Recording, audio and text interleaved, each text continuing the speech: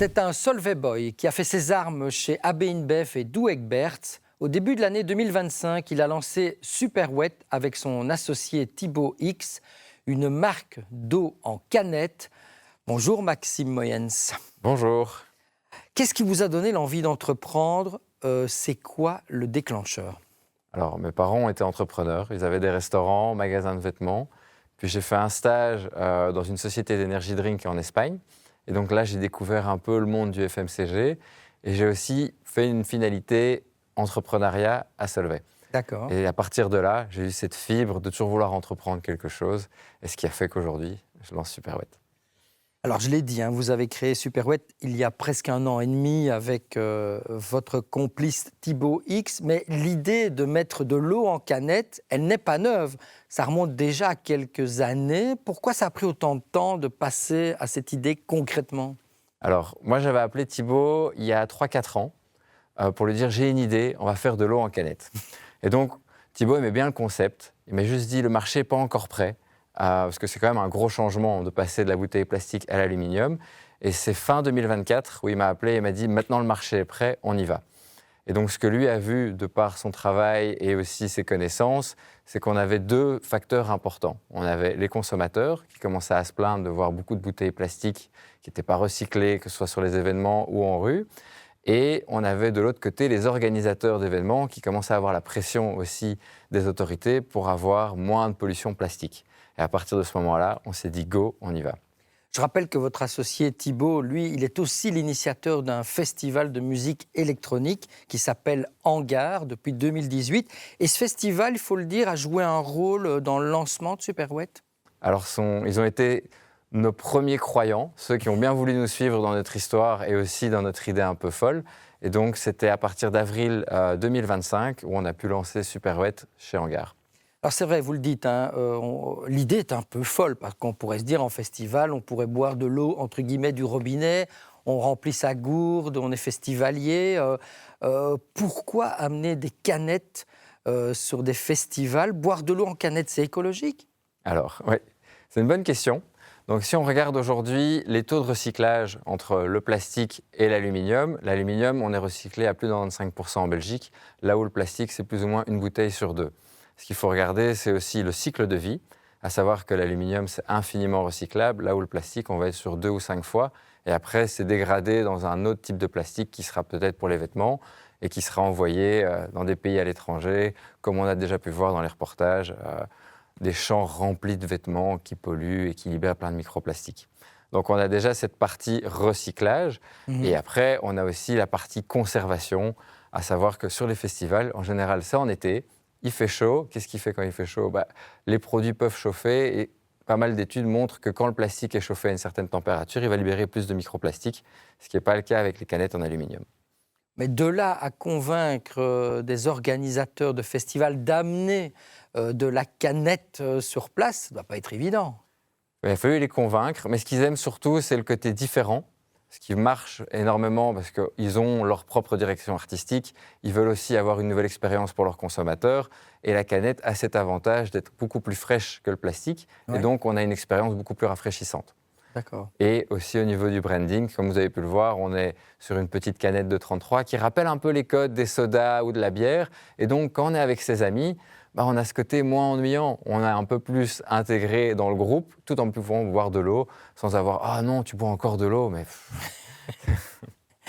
Mais au niveau de la production, j'en reviens dans la logique économique, quand même produire de l'aluminium, ça coûte quand même 3-4 fois plus cher que le plastique.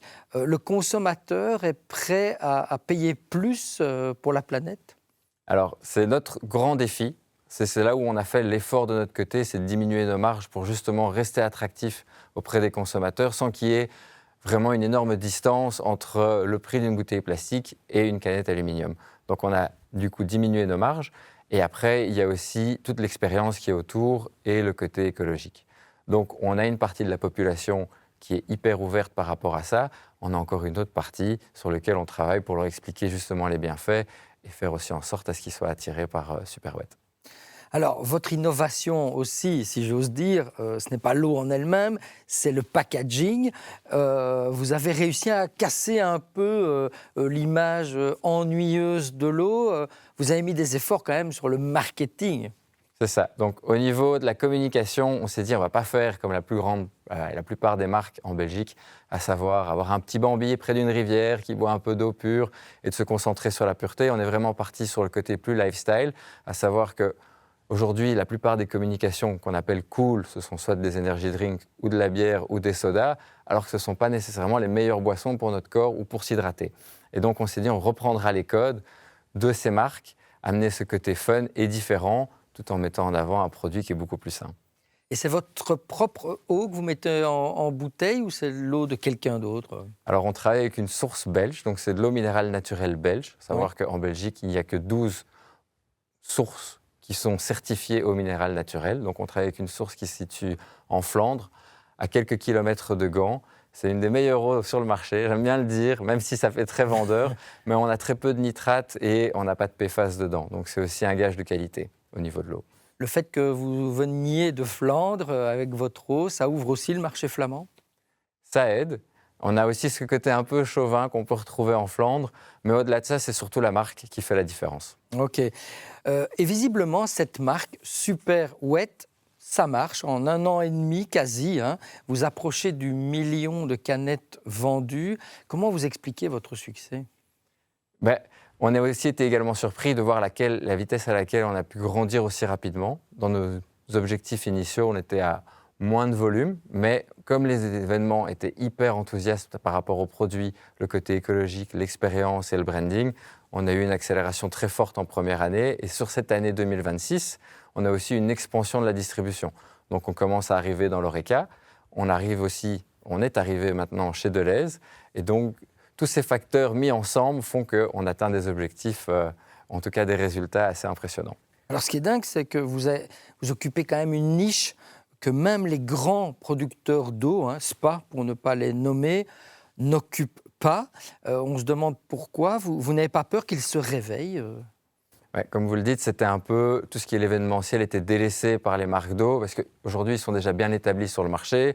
Ils ont leur communication qui est proche de la pureté, de ce côté nature.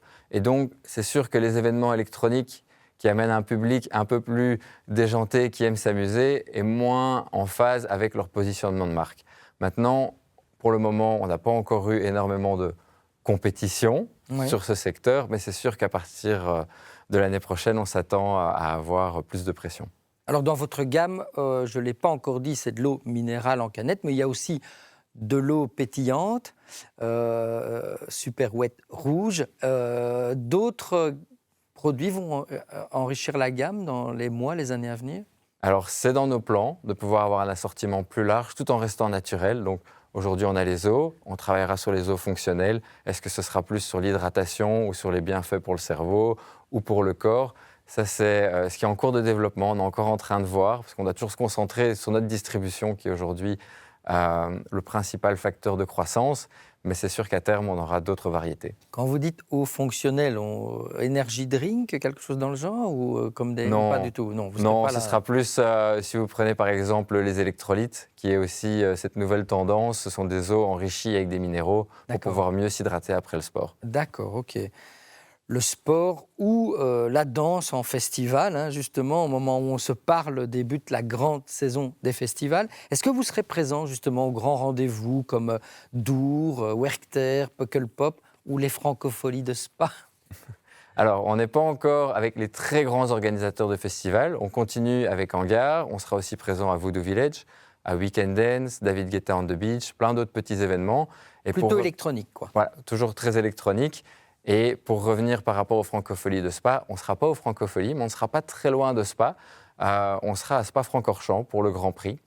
Bevers & Bevers, donc, qui est l'exploitant Horeca de tout le Grand Prix, nous a sélectionnés comme eau pour l'événement.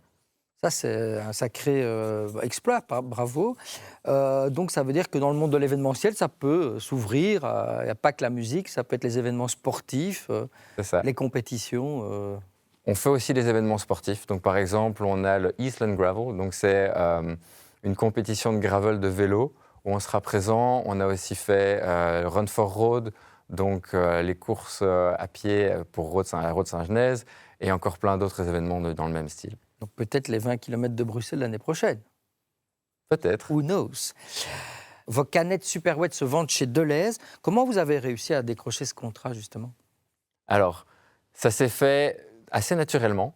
Ils ont découvert le produit, on est rentré en contact avec eux, et ce qui s'est passé, c'est qu'on coche une certaine, pas une certaine, mais plusieurs piliers de leur stratégie, à savoir mieux vivre, mieux manger, tout ce qui est côté écologique, et aussi les innovations belges. Et donc, comme on cochait ces 3 cases, ça a été un match assez naturel qui s'est fait et qui a permis de pouvoir introduire Superwet assez rapidement chez Delhaize. Donc vous êtes dans tous les Delhaize de Belgique ou c'est certains Delhaize? Comment ça se passe? Alors, on est dans tous les grands Delhaize de Belgique. On n'est pas encore dans les Proxy ou les Shop & Go, mais ce sera tous les grands Delhaize, comme on appelait à l'époque les AD Delhaize. Donc, on se retrouve là maintenant dans le rayon haut. Et on a pas mal d'activations prévues avec Delhaize pour justement... C'est une sacrée accélération. Comment vous arrivez à suivre cette accélération de production? Alors, c'est un challenge logistique, on ne va pas se mentir, parce qu'on a déjà la saison des festivals, qui est très fort dépendante de la météo. C'est sûr que lorsqu'il pleut, on vend un peu moins d'eau, mais lorsqu'il fait chaud, on vend beaucoup plus d'eau. Donc, on a aussi dû travailler sur des buffers, prévoir les productions en amont et être sûr d'avoir assez de stock pour pouvoir répondre à la demande de tous nos partenaires. Ça veut dire qu'on vous trouvera bientôt dans d'autres enseignes, comme Carrefour, comme Colruyt, ou pas? À terme, c'est l'ambition de pouvoir étendre la distribution, mais pour cette année, nous sommes présents chez Delhaize. On commence aussi à être présents chez Night & Day et d'autres plus petites chaînes de magasins. Quid des marchés étrangers, comme la France, les Pays-Bas, l'Allemagne? Est-ce que vous y réfléchissez? C'est un rêve lointain ou au contraire, vous avez déjà activé la prospection? Alors la France, on avait déjà commencé l'année passée en faisant des festivals en France, comme Marvelous Island et ainsi de suite. C'est dans la to-do list de pouvoir s'étendre un peu plus dans les autres marchés, donc ce sera surtout les pays limitrophes. Donc on a des ambitions à terme de couvrir le marché européen, que ce soit avec les Pays-Bas, la France, l'Angleterre, l'Allemagne, mais aussi l'Espagne et le Portugal. Donc là, ce sont les principaux marchés pour lesquels on rêve de pouvoir s'implanter, mais ce sera prévu déjà pour l'année prochaine. Et donc la connexion, si j'ai bien compris, c'est toujours la musique électronique et c'est là que votre associé, Thibaut X, ça aide à ouvrir les portes. C'est cette connexion musicale qui vous fait rentrer dans les festivals avec un produit un peu cool. C'est ça. Donc c'est le carnet d'adresses de Thibaut, en tout cas dans le monde de la nuit et des soirées, qui nous a permis déjà de pouvoir mettre un premier pied dans la vente d'eau, parce que c'est aussi ça, c'est de pouvoir rentrer. Et c'est sûr que ça aide énormément. Dernière question, parce qu'on arrive tout doucement à la fin de cette interview. Votre expérience chez AB InBev, chez Douek Berthes, ça nourrit l'entrepreneur que vous êtes devenu. Autrement dit, ce passage obligé dans des grandes structures fait que vous n'auriez pas entrepris de la même façon? Alors, c'est une bonne question, parce que c'est vrai que quand on est dans des grands groupes, il y a un tas de règles à respecter, aussi des priorités de compte de résultats. J'aime bien le dire, c'est toujours la malédiction du PNL, c'est comme ça que je l'appelle. Donc quand on lance un nouveau produit, il faut toujours avoir une certaine marge. Alors, sachant qu'on a des produits historiques qui ont des marges très élevées, c'est très difficile de lancer des nouveaux produits. Okay. Et donc ça peut bloquer un peu l'innovation sur certains points.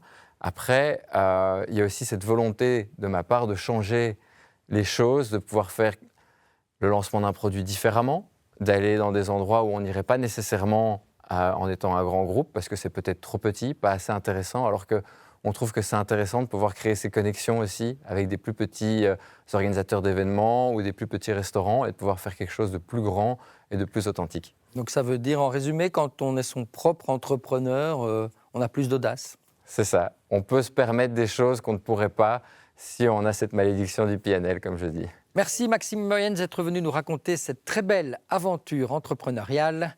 Super Wet, c'est dans la boîte.